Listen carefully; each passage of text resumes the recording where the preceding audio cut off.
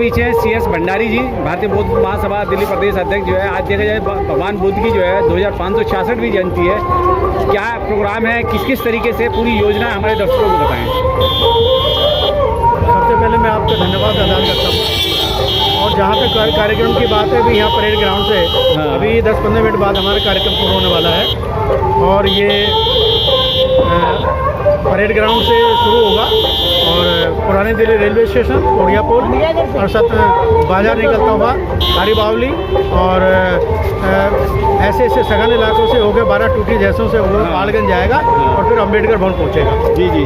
तो आज के प्रोग्राम में जो है देखा जाए तो दिल्ली की तमाम जगह से जो है झांकियाँ सम्मिलित हो रही है। कौन कौन से इलाके की झांकियाँ हैं, कहाँ कहाँ से इसमें शामिल हो रहे हैं? पूरी दिल्ली से झांकियाँ आ रही हैं, कोई छोटी है कोई बड़ी है, पूरी दिल्ली कवर हो रही है। हाँ। कुछ आ चुकी हैं, कुछ आने वाली हैं, कुछ बीच में शामिल हो जाएंगी, लेकिन पूरी दिल्ली से आ रही है। अनुमान कितनी झांकियाँ होंगी जो इसमें शामिल होंगी आज? टोटल मिला के 25-30 झांकियाँ हो जाएंगी। अच्छा। देखा जाए तो आज भगवान बुद्ध की जो है जैसे जयंती है, उसमें करुणा मैत्री का संदेश देने की बात होती है, तो आज किस विषय पे जो है फोकस रहेगा?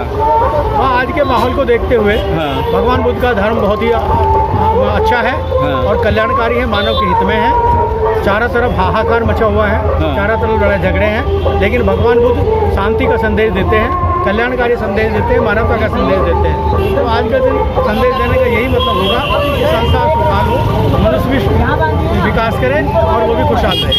जिस तरीके से देखा जाए पिछले 2 वर्ष से जो है कोविड काल की वजह से जो है ना ही अम्बेडकर जयंती, ना ही बुद्ध जयंती, ना ही और किसी महापुरुषों की जयंती बन पाई, क्या इस बार लोगों में उत्साह है बुद्ध पूर्णिमा का? हाँ बिल्कुल, बुद्ध उत्साह है। ये पूरी दिल्ली में एक ही शोभा यात्रा निकलती है, काफ़ी लोगों में उत्साह है। और पहले शोभा यात्रा होगी और जब खत्म होगी वहाँ पर अम्बेडकर भवन पर कार्यकारी वो भी होगी, एक बहुत बड़ी मीटिंग भी होगी।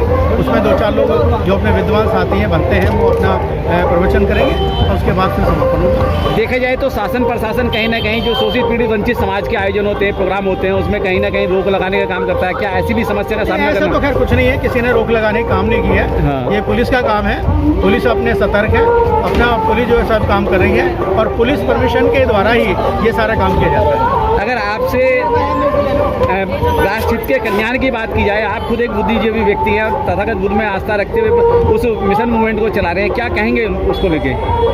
हमें तो बहुत अच्छा लगता है, भगवान बुद्ध और बाबा साहब के मार्ग पर हम चलते हैं। हम लोगों को संदेश देते हैं, यही देते हैं कि आपस में मिल के रहें। और जो सबसे धर्म कल्याणकारी मिशन है बाबा साहब का, समता का, बंधुता का, स्वतंत्रता का जो रास्ता है वो भगवान बुद्ध का रास्ता है और इस पर चलने के लिए हम सबको प्रेरित करते हैं। जिस तरीके से देखा जाए चारों तरफ हाहाकार मचा हुआ है, कहीं दंगे फसाद हो रहे हैं, कहीं हिंदू मुस्लिम हो रहा है, कहीं मॉब लिंचिंग हो रही है, क्या आपको नहीं लगता है कि भगवान बुद्ध का जो शांति का संदेश है उसका प्रचार होना चाहिए? देखिए, अब भारत में भगवान बुद्ध पैदा हुए, यहीं पर उनको ज्ञान प्राप्त हुआ और यहीं उनका महापरिनिर्वाण हुआ जी। लेकिन व्यवस्था, सामाजिक व्यवस्था और धार्मिक कट्टरता के कारण ये यहीं पर इसका लोप हो गया। जबकि पूरा जो संसार है 40 कंट्री से ज़्यादा जो कंट्रीज है, 125 कंट्रीज हैं जिनके एक मिशन है मिलाकर और अब संख्या बुद्धिस्टों की बढ़ती जा रही है। और ये कहें कि भाई जो हमारे भारत के विद्वान नहीं, जो विदेशों के विद्वान हैं, वो कहते हैं कि अगर आगे वाले समय में अगर कोई धर्म होगा तो वो बौद्ध धर्म सबसे ऊपर होगा, वर्ल्ड में सबसे, संसार में सबसे बड़ा धर्म बौद्ध धर्म होगा। ये विद्वानों का कथन है। जबकि भारत में बाबा साहब, जब से बाबा साहब ने दीक्षा ली 14 अक्टूबर 1956 को, तब से जो है बौद्ध धर्म में विकसित हुआ है और लोगों में क्रांति आई है और इसको समझने लगे हैं। और जो लोग इसको समझते हैं वो सब छोड़ करके बौद्ध धर्म को स्वीकार करते हैं। भंडा जी, देखा जाए अगर बौद्ध काल की बात करें तो यहाँ तक्षशिला, नालंदा और ना जाने कितनी सारी यूनिवर्सिटियाँ हुआ करती थी, 10-10 हज़ार बच्चे जो है उसमें पढ़ने आया करते थे। लेकिन आज सरकार ने जो शिक्षा की नीति है उसमें ऐसा बदलाव कर दिया कि आज देश के बच्चे जो है विदेशों में पढ़ने जा रहे हैं। क्या कहेंगे इस बात को लेकर?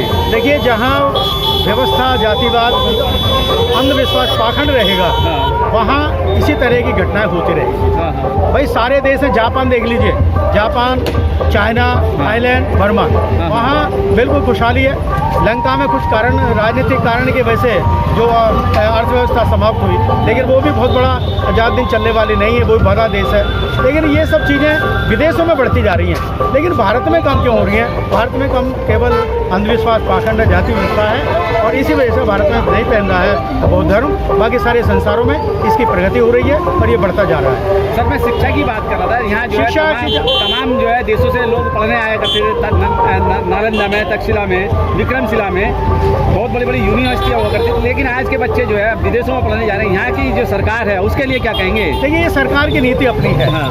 सरकार की नीति है, अगर सरकार की नीति अच्छी होगी, हाँ। शिक्षा होगी, केंद्र खुलेंगे, विद्यालय खुलेंगे, यूनिवर्सिटी खुलेंगी, उसमें लोग काम करेंगे और उसमें संसार में नाम होगा। हाँ। भगवान बुद्ध के समय में जो विश्व गुरु कहा जाता था वो भारत देश कहा जाता था, इसी शिक्षा के वजह से कहा जाता था। लेकिन आज आप देखते हैं कोई भारत को विश्व गुरु तो कहता नहीं, क्योंकि भारत के बच्चे ही कुछ विदेशों में पढ़ने जा रहे हैं। यहाँ व्यवस्था नहीं हो पा रही कुछ पढ़ने लिखने की, और जो संस्थाएं बन भी रही हैं उनको समाप्त किया जा रहा है। तो ये सरकारी व्यवस्था है, और सरकारी व्यवस्था अगर उचित है तो देश का विकास होगा, और सरकारी व्यवस्था उचित नहीं है तो देश का विकास नहीं होगा। जहाँ तक शिक्षा की बात है, इतिहास अपनी जगह है और इतिहास कभी बदलता नहीं है। भले ही हम अपनी कलम से अपने घर की किताबों में इतिहास को कुछ भी लिख दें, लेकिन वर्ड तो है, संसार तो देखता है। संसार किसी जाति के आधार पर इतिहास नहीं चलता, किसी धर्म के आधार पर इतिहास नहीं चलता।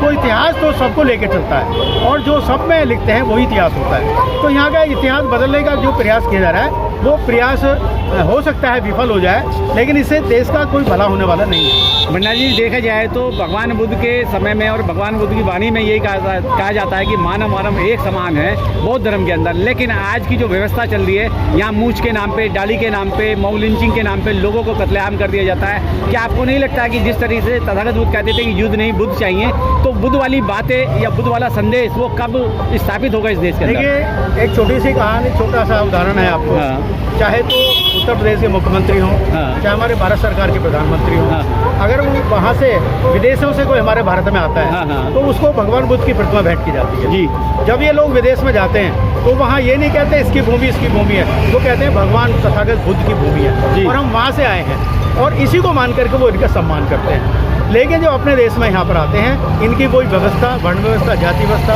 वही चलती आ रही है। हाँ। इसलिए भारत में तो जो नया युग आ रहा है, क्रांति आ रही है, उसमें परिवर्तन होने वाला अवश्य है। क्या लगता है कि आने वाले देश समय में जो भारत में बोध में भारत का सपना था बाबा साहब का, वो सफल हो पाएगा? नहीं, बिल्कुल जो बाबा साहब के मिशन के लोगों में लगे हुए हैं। हाँ। देर है अंधेर नहीं, जी। कोशिश है, प्रयास है। जिस दिन भी जनगणना होगी उस दिन देखिए जनगणना में जो बुद्धिस्टों का जो आंकड़ा है, हाँ। वो पार करेगा, रेखा को पार करेगा, और उसमें पता लगेगा कि भाई कितने लोग बुद्धिस्ट बने हैं भारत में। आशा है, वो पूरी उम्मीद है। देखा जाता है कि चाहे मुस्लिम हो, सिख हो, ईसाई हो या अन्य जाति के लोग हो, पारसी हो, उन पे हमले नहीं हुआ करते, लेकिन जो शोषित पीड़ित वंचित समाज है उसका साथ में शोषण भी होता है, अत्याचार भी होता है, बलात्कार भी होता है। एक तरफ वो कहते हैं कि हम अम्बेडकरवादी हैं, बुद्धिस्ट हैं, लेकिन जब जनगणना की बात आती है तो उस कॉलम को नहीं भर पाते। तो कैसे आप कॉन्फिडेंस से कह रहे हैं कि हम बौद्ध में भारत बना पाएंगे? नहीं, ऐसा नहीं है। देखो, आने वाला समय बताएगा। जहाँ तक आपने शोषण की दलितों की बात कही है, हाँ। जब दलित शब्द आता है, हाँ। तो दलित शब्द का मतलब है हिंदू। हाँ।